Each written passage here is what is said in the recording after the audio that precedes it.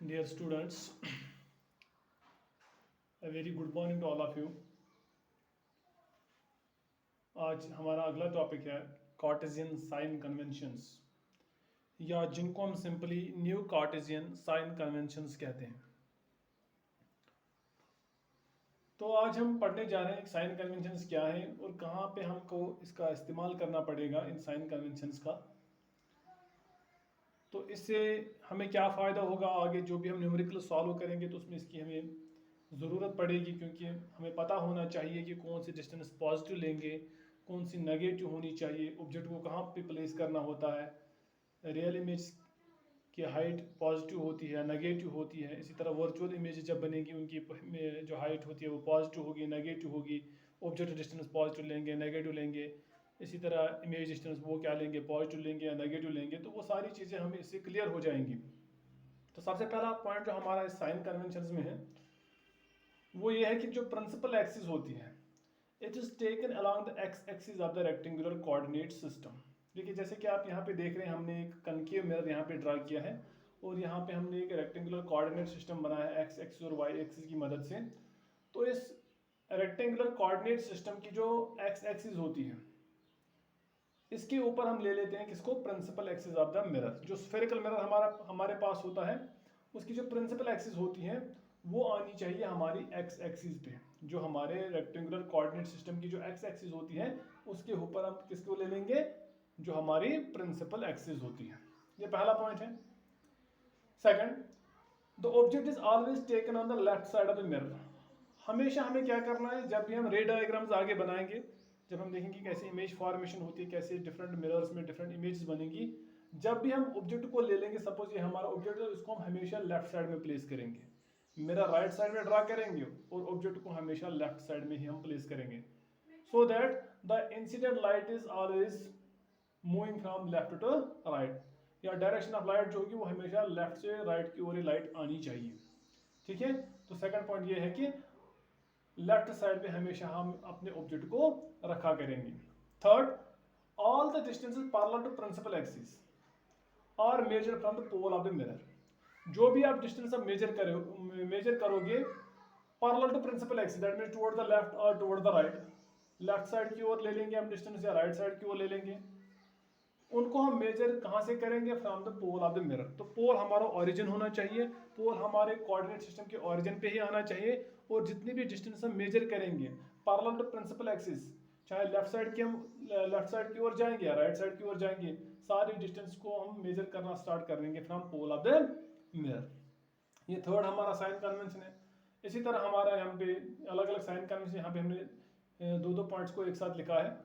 All the distance measured in the direction of incident light, जितने भी, जैसे कि आप यहाँ पे देख सबसे पहले हम देखेंगे यहाँ पे हमने ऑब्जेक्ट बनाया है, सपोज ये हमारा ऑब्जेक्ट है जो ऊपर हमने यहाँ पे ड्रा किया है, जिसका एरो हेड जो है वो ऊपर की ओर है। इससे आप देख रहे हो लाइट जो आ रही है वो यहाँ लेफ्ट से राइट की ओर आ रही है। अब जो भी डिस्टेंस हम मेजर करेंगे इन the direction of incident light, लेकिन मेजर कहाँ से करना है, पोल ऑफ द मिरर से। अब जितने डायरेक्शन जितनी भी डिस्टेंसेस हम उसी डायरेक्शन में मेजर करेंगे जिस डायरेक्शन में लाइट जा रही है, इंसिडेंट लाइट जा रही है, ऐसी डिस्टेंस को हम पॉजिटिव ले लेंगे। सपोज पोल से मेजर करेंगे, पोल ऑफ द मिरर से मेजर करेंगे, और अगर इंसिडेंट लाइट की डायरेक्शन में मेजर करें तो यहाँ से दाएं की ओर राइट की ओर जो भी डिस्टेंस होंगी पोल ऑफ द मिरर से, जो हम राइट साइड की ओर जितनी भी डिस्टेंस मेजर करेंगे, दो distance will be the direction of the light, तो वो सारे डिस्टेंस उसी डायरेक्शन में होगी जिस डायरेक्शन में लाइट जा रही है। ऐसी डिस्टेंस को हम पॉजिटिव ले लेते हैं।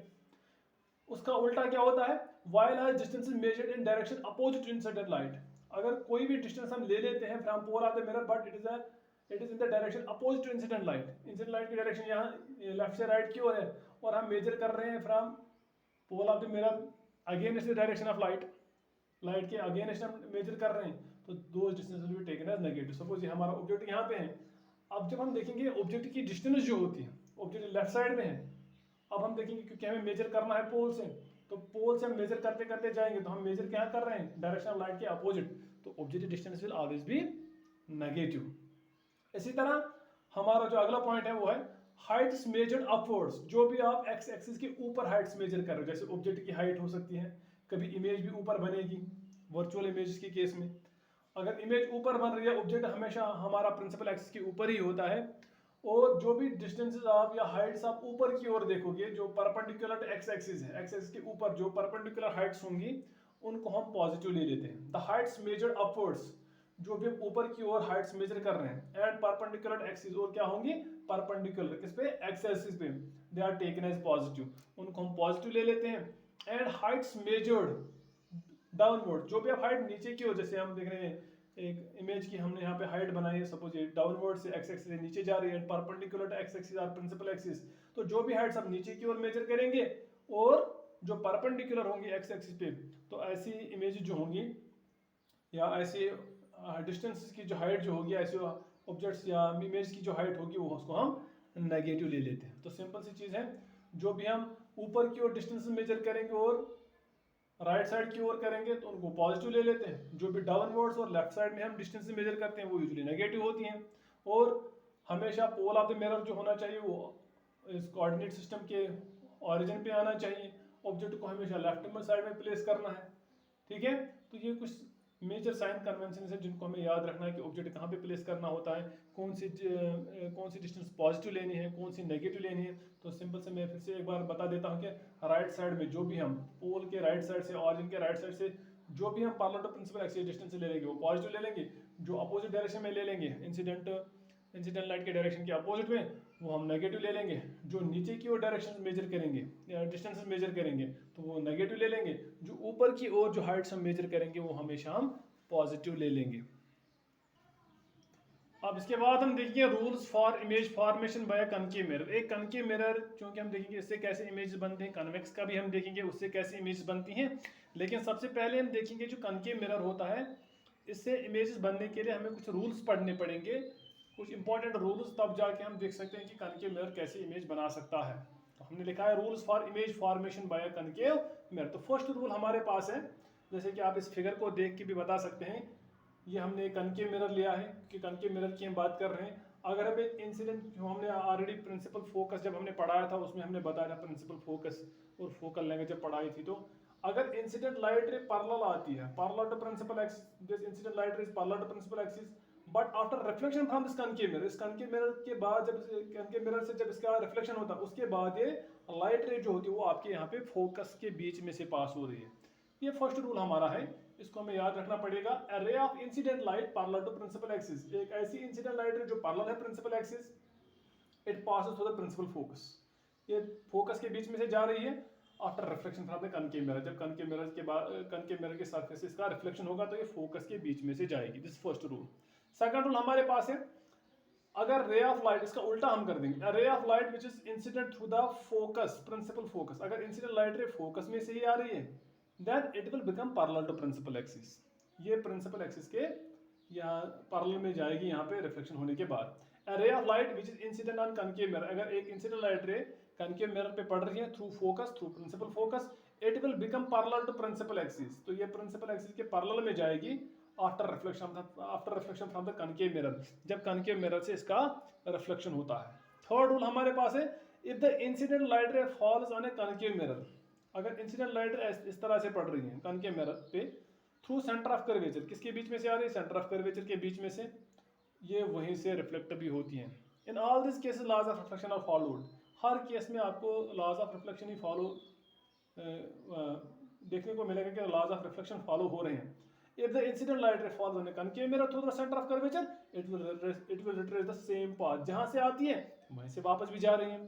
तो ये तीसरा रूल हमारे पास है कि जहाँ से लाइट रे इंसिडेंट होती है, अगर ये सेंटर ऑफ कर्वेचर के बीच में से आती हैं तो ये उसी डायरेक्शन में रिट्रेस होकर वापस जाएगी, वापस भी वहीं से चली जाती है।